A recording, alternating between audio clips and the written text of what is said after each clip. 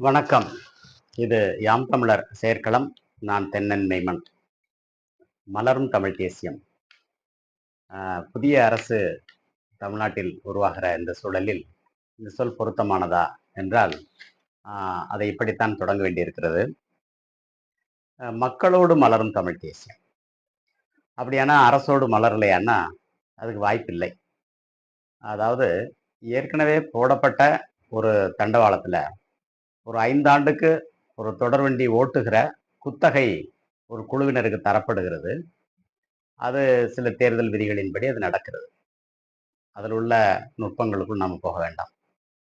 அந்த அரசு இதுவரை தமிழ் தேசிய அரசு இல்லை, அதன் நீட்சியும் இல்லை என்பதால் அங்கே தமிழ் தேசியம் மலர வாய்ப்பில்லை. சரி, அப்போ ஏற்கனவே இந்த திராவிடம் என்னாச்சு அப்படின்னா அது டம்முன்னு விழுந்து உடஞ்சு போச்சு. அவ்வளவுதான் சொல்ல முடியும். அதுக்கு மேல நமக்கு ஒன்றும் தெரியல. இந்த திராவிட மாடல் 2ன்னு சொன்னவங்க இப்போ மக்களோட நிற்கிறாங்க. அதனால அவங்க எப்படியும் வரலாம். அவங்க தமிழ் தேசிய சார்பாற்றலாம் கூட வரலாம். இப்போ நான் சொல்ல வர செய்தி இதுதான். போன பதிவுக்கும் இந்த பதிவுக்கும் இடையில கண்ணகி கோயில் வரை சென்று வர ஒரு அரிய வாய்ப்பு கிடைத்தது. வாழ்க்கையில முதல் முறையா நான் போனேன். ஆனால் எப்போ போயிருக்கணும். 15 வயதிலேயே எனக்கு கண்ணகி, மாதவி இந்த 2 பாத்திரங்கள் பற்றிய அறிமுகம் எனக்கு பயிற்சியில் கிடைத்தபடியால் தொடர்ந்த சிந்தனை அதில் இருந்திருக்கிறது. பிறகு சிலப்பதிகாரம், மணிமேகலை இந்த இரட்டை காப்பியங்களை பலமுறை படிக்கிற வாய்ப்பு கிடைத்த போதும், அது பற்றி அறிஞர்களோடு பேச வாய்ப்பு கிடைத்த போதும், அது கொஞ்சம் அடுத்த கட்டத்துக்கு கொண்டு போனது. அதனால் நம்ம அந்த கண்ணகி கோயில்ல இருந்து இந்த மலரும் தமிழ் தேசியத்தோட கூறுகள் என்ன அப்படிங்கிறத நம்ம பார்ப்போம். அதாவது கண்ணகி ஒரு பாவை வடிவம். அது காலந்தோறும் புதுப்பிக்கப்படும் ஒரு புனை கதை தான். அந்த வகையில பூம்புகாரில் வாழ்ந்த ஒரு வணிக குடும்பத்தை சேர்ந்த பெண்ணாக, ஒரு குலப்பிரப்பாட்டியாக கண்ணகி இருந்திருக்கலாம். கோவலன் இருந்திருக்கலாம். அவர்கள் 3 அந்த மூவேந்தர்களின் நிலப்பரப்புக்கும் சென்றிருக்கலாம். இதெல்லாம் கலாம் கலாம் தான். இல்லாமலும் இருக்கலாம். ஆனா இதுல நாம புரிஞ்சுக்க வேண்டியது என்னன்னா, மூவேந்தர்களில் சேரர்கள் தங்களை வேந்தர்களாக சொல்ல வேண்டும் என்று விரும்பி, இந்த பாவையை தன்வசப்படுத்துற முயற்சியில் அவர்கள் ஈடுபட்டிருக்கிறார்கள் என்று தெரிகிறது. அது அந்த கதை முழுக்க அந்த ஓட்டத்துல பார்க்கும்போது தெரிகிறது. கண்ணகி யார் என்று அறிமுகப்படுத்துகிற இடத்துல எல்லாம் தமிழ் புத்தாண்டு பேசப்படுகிறது. முழுநிலவின் வெற்றி தோல்வி பேசப்படுகிறது. அரசு களை கட்டுதல், களை இழத்தல் பேசப்படுகிறது. அதில் கண்ணகி தெய்வமாகவே பேசப்படுகிறாள். அதில் ஒன்று, கற்பு கடம் பூண்ட இத்தெய்வம் அல்லது பொற்புடை தெய்வம் யாம் கண்டிலமால் அப்படின்னு காவந்தியடிகள் சொல்றாங்க. அவங்க ஒரு சமண துறவி. அடுத்தது இவங்க காட்டு வழியில போகும்போது வேட்டுவரியில் வர்ற செய்தி, ஒரு ஒரு பெண்மணி அருளுற்று சொல்றாங்க. அவங்க இப்படி சொல்றாங்க, இவளோ கொங்கச் செல்வி குடமலையாட்டி தென்தமிழ் பாவை செய்த தவக்கொழுந்து ஒருமாமணியாய் உலகிற்கு ஓங்கிய திருமாமணி அப்படின்னு சொல்றாங்க. இதை பார்த்த உடனே கண்ணகி வெட்கப்படுறா. இல்ல, பேதுறவு மொழிந்தனள் மூதறிவாட்டி அப்படின்னு சொல்லி கோவலனோட முதுகுக்கு பின்னால போய் ஒளிஞ்சுக்கிறா அப்படின்னு. ஆனா இவளே பாண்டிய மன்னனுடைய சபைக்கு போய் வழக்குரைச்சு, பிறகு மதுரை எரிச்சு சேர நாட்டுக்கு போய் அங்க ஒரு மலை மேலே ஏறி நின்றாள் அப்படின்னு. அந்த இடத்துல தான் இன்னைக்கு மங்களதேவி கோயில் இருக்கு. அந்த கோயிலுக்கு தான் போயிட்டு வர நேர்ந்தது. இப்போ இதெல்லாம் நான் ஒப்பிட்டு பார்க்கிறேன். தமிழ்நாட்டில் ஒரு அரசு மாற்றம் ஏற்படுது. இந்த கண்ணகி தெய்வமாக இருந்தால் அந்த தெய்வம் அங்கே இருக்கிறாங்களா, அது என்ன நடக்குது அப்படின்னு பார்க்கும்போது அதுலேருந்து நான் தொடங்குறேன். தெய்வம் அது மக்களோடு இருக்கு. அதனால அந்த தெய்வத்தின் அரசுருவாக்கம் என்பது அங்கிருந்து தொடங்கும். அதாவது இன்னைக்கு அந்த கோயில் பல ஆண்டுகளா பலர் போறாங்க. அதனால அவங்களுடைய அறிவு தான் அதில் முதன்மையானது. நான் எனக்கு ஒன்று இல்லை, முதல் பார்வையில் நான் கருத்து சொல்ல எனக்கு தகுதி இல்லை. ஆனால் அதை பௌர்ணமின்னு சொன்னாங்க. சித்ரா பௌர்ணமி 1ஆம் தேதி, மே 1ஆம் தேதி இல்லை, அது 2ஆம் தேதி தான் வந்துச்சு. அதுவும் வெற்றி பெற்ற வைகாசி முழு நிலவாக வந்தது.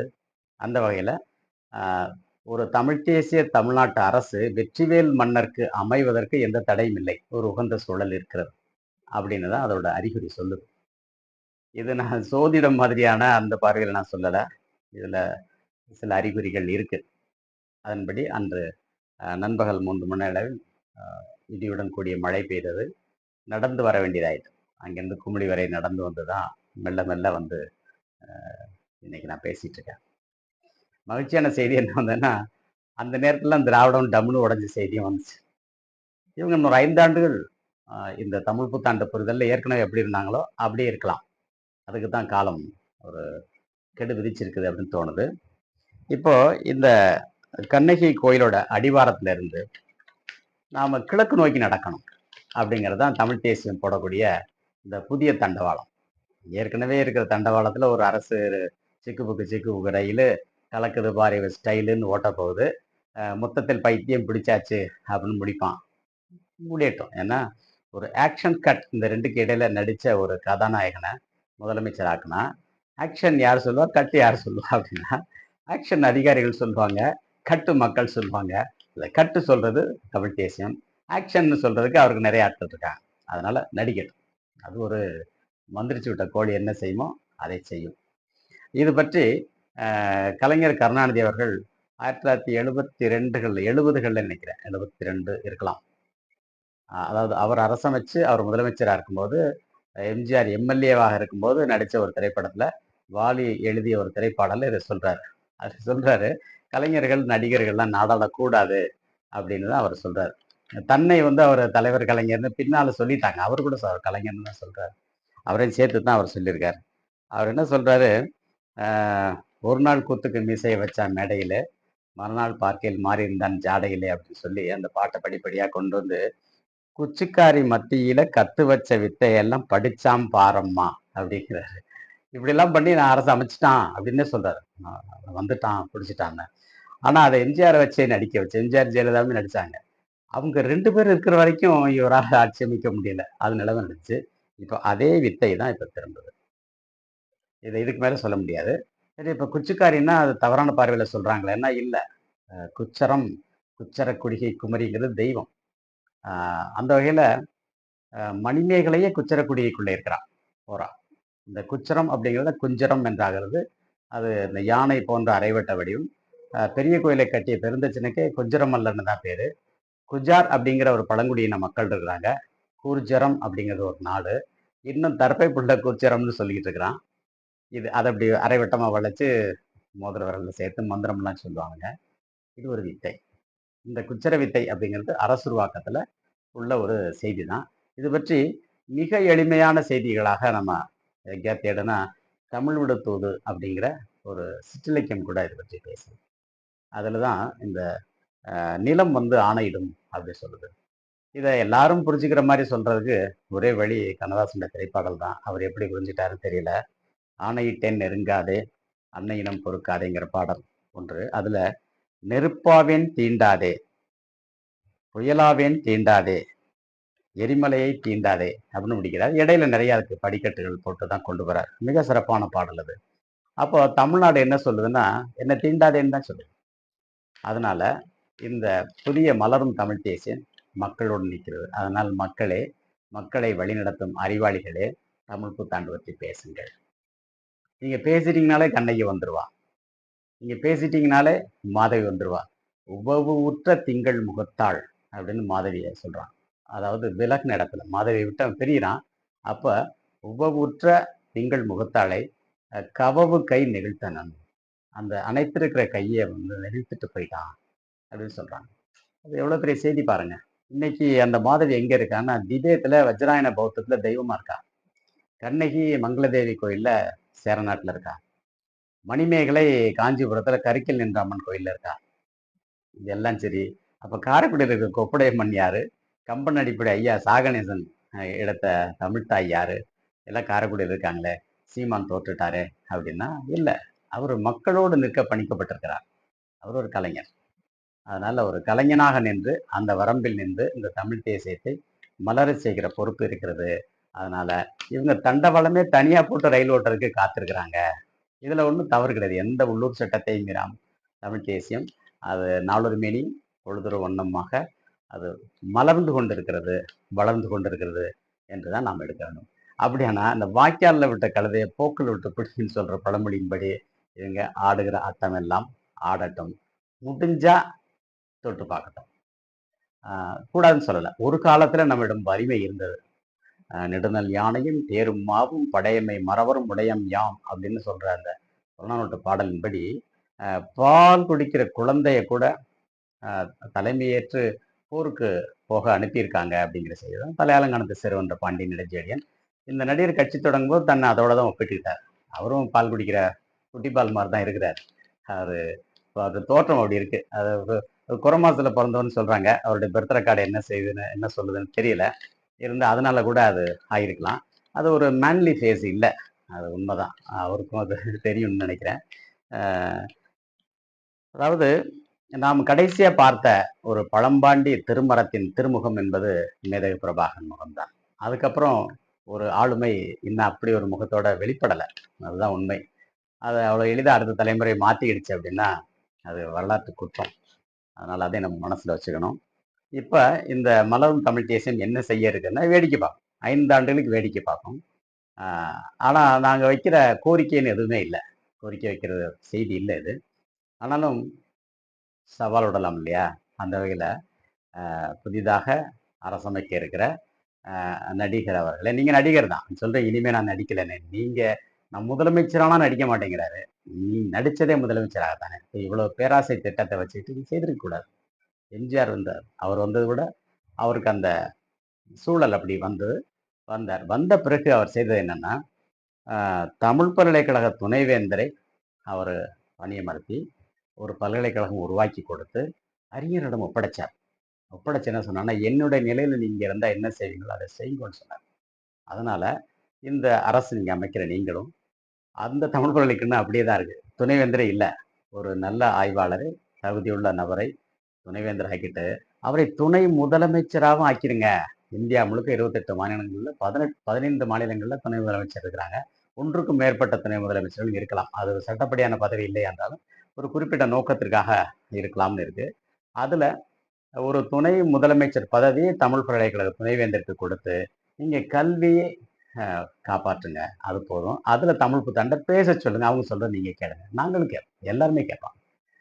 துணை முதல்வர் பதவியிலிருந்து ஒரு தமிழறிஞன் பேசினா மறுக்கிறதுக்கு இங்க யாரும் இல்லை. மறுக்கிற நோக்கமும் இல்லை.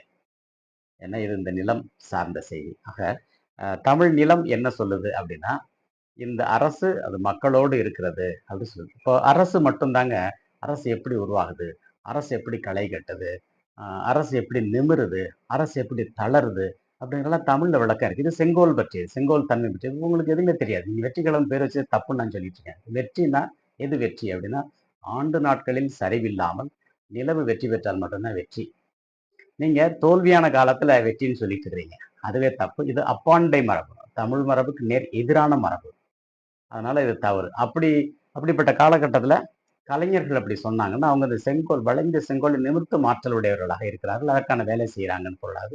அந்த தர்பார், அந்த ராஜ்யத்துக்கு அல்லி தர்பார்னு தான் பேர். அப்படி ஒரு அல்லி தர்பார் நீங்க நடத்த சொல்லிட்டு செய்யுங்க. அதுக்கு நம்ம ஏற்பாடு செய்துக்கலாம். அதுல ஒன்றும் தவறு இல்லை. ஏன்னா தேர்தல் ஆணையம் சரின்னு சொல்ற வரைக்கும் நீங்க இயங்கலாம். உங்களை சுற்றி இந்த பொலிட்டிக்கல் பவர் புரோக்கர்ஸ் வருவாங்க. பலரும் அந்த நோக்கத்தோட தான் வருவாங்க. அவங்களோடலாம் நீங்க சேர்ந்து நீங்க விரும்பியபடி அரசு விடுற வரைக்கும் நீங்க செய்யலாம். அது சரி. அதனால அதுக்கு மேல நான் சொல்லலை. இப்போ செங்கோல் வளைய உயிர் வாழார் பாண்டியர். அப்ப இப்ப பாண்டியர்கள் இல்லை. பாண்டியர்கள் இல்லாத இந்த காலகட்டத்துல இந்த செங்கோல் வளைஞ்சிருக்கா இல்லையா அப்படின்னு சொல்றதுக்கும், அந்த செங்கோல் வளைஞ்சிருந்தா அதை நிமித்துறதுக்கும் யாரால முடியும் அப்படின்னா, கலைஞர்களால முடியும். இந்த கலைஞர்கள்னாலே சினிமாக்காரன் தான் நினைக்காதீங்க. திரைத்துறை வலிமையான துறை. அதுல மக்களுக்காக சிந்திக்கக்கூடியவர்கள் இருக்கிறார்கள். மக்களை எப்படி ஏமாற்றணும்னு சிந்திக்கக்கூடியவர்கள் இருக்கிறார்கள். இதுல அந்த 2வது வகைக்கு முதல் வகையினர் அடிமை ஆயிடக்கூடாது. அதை மீறித்தான் நம்ம இடத்துல இன்னைக்கு பல நன்மைகள் விளைஞ்சிருக்கு. அதெல்லாம் புரிய வச்சு இந்த நாளை கையில் எடுக்கக்கூடிய ஒரு தமிழ் தேசிய அரசியல் இந்த 12 நாட்களுக்கு மட்டும் 12 முறை 12 நாட்கள்னு நான் சொல்லிட்டு வரேன். யாம் தமிழர் செயற்குளம் சொல்லிட்டு வருது. மறுபடி தமிழ் தேசிய தக்காரம் சொல்லிட்டு வருது. இன்னும் 5 ஆண்டுகளுக்கு அதை சொல்லும். இதன்படி நீங்க வந்துட்டீங்கன்னா வெற்றி கை கட்டும் தலையில தான் இருக்கு. இதை சீமான் செய்திருக்கலாம். நாங்க எதிர்பார்த்தோம். 90 விழுக்காடு அவர் தமிழ் தேசிய திட்டங்கள் எல்லாமே சொல்லிட்டாரு. 10 விழுக்காடு அவர் தவிர்த்ததுல இந்த தமிழ் புத்தாண்டு புரிதல் இருக்கு.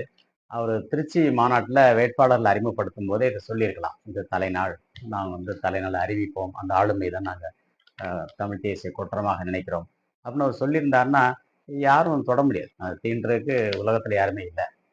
ஆனா அவரு சொல்லல. தெரியலைன்னு சொன்னா கேட்டுருக்கணும். அவரு அப்படி தெரியலைன்னு சொல்லவும் இல்ல. அது தேவையில்லைன்னு அவர் நினைச்சுட்டாரு.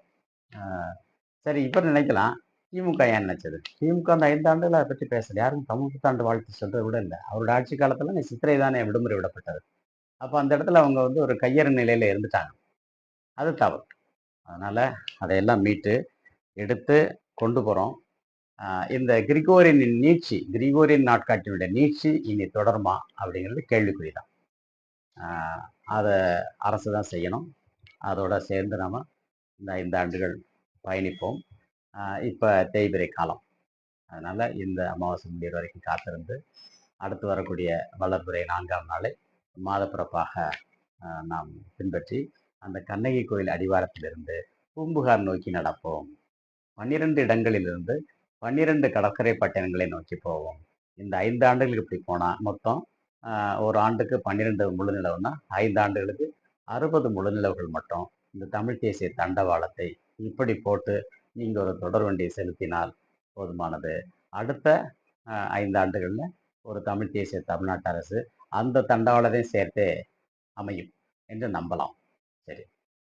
இது கொஞ்சம் நீண்ட திட்டமா தெரியுதேன்னா, இல்ல. அதாவது இந்த நடிகர் அமைக்கிற அரசு வரக்கூடிய 5 ஆண்டுகள்ல தமிழ்நாட்டை 50 ஆண்டுகள் பின்னோக்கி தள்ளும். இதுக்கு முன்ன அ அரசாண்ட அந்த திராவிடம், அது இன்னொரு 50 ஆண்டு முன்னால கொண்டு வரல. பின்னால தள்ளிருக்கு. பின்னுக்கு தள்ளிருக்கு. ஆக இந்த 100 ஆண்டையும் சேர்த்து, கூட 100 ஆண்டு முந்தி கொண்டு வர முயற்சி தான் இந்த தமிழ் தேசிய புரிதல். இதுல தெரிஞ்சோ தெரியாமலோ அவங்க நல்லது செஞ்சிருக்காங்க. அதுக்கு நன்றி செலுத்துறோம். ஏன்னா தமிழ் புத்தாண்டு சட்டத்த கொண்டு வந்தவரே கலைஞர் தான் 2008ல. ஆ பிறகு 2011ல அந்த அம்மா கலைச்சாங்க. அதுக்கு பிறகு படிப்படியா அறிஞர்கள் பேசுறத நிறுத்திக்கிட்டாங்க. அது தவறு.